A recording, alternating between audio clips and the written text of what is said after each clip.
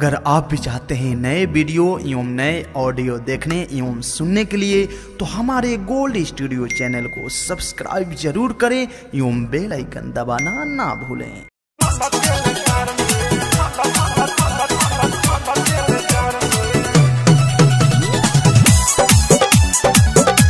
Music by गौरव रोशन।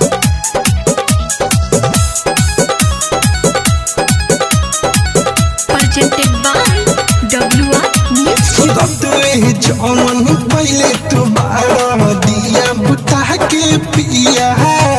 घाव के लेखा तब तब तब के सुनो सजना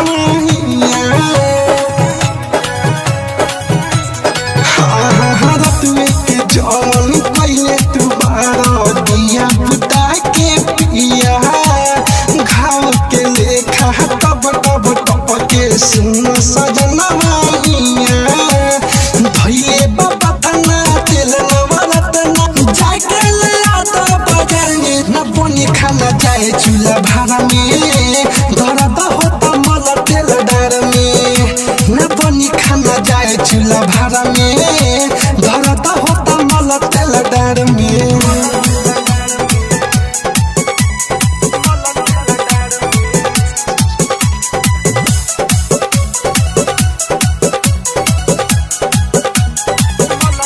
होला बदस नहीं हमारा से बजी हमसे न बनी और दाल भात सब्जी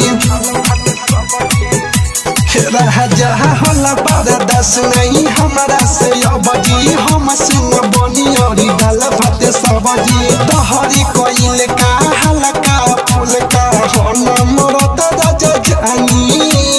तोहरे दर्द में मरद हसना रात भर कहरत पानी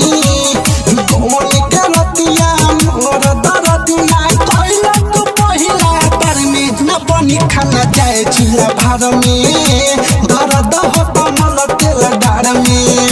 न बनी खाना जाए चूल्हा भाड़ में दर्द होता मल तेल डार में।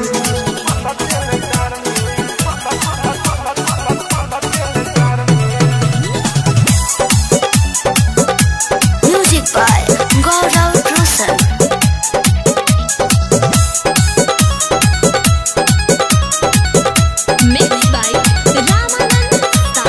रात भर जवानी के बहले बड़ पानी पूछ परेशानी पिया राजा मरवानी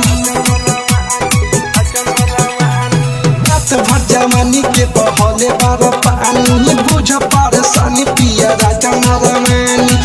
उठल बैठल चल रे राजा भइल बात मुश्किले दहिया के अंदर होता उछंदर राजा हो तीले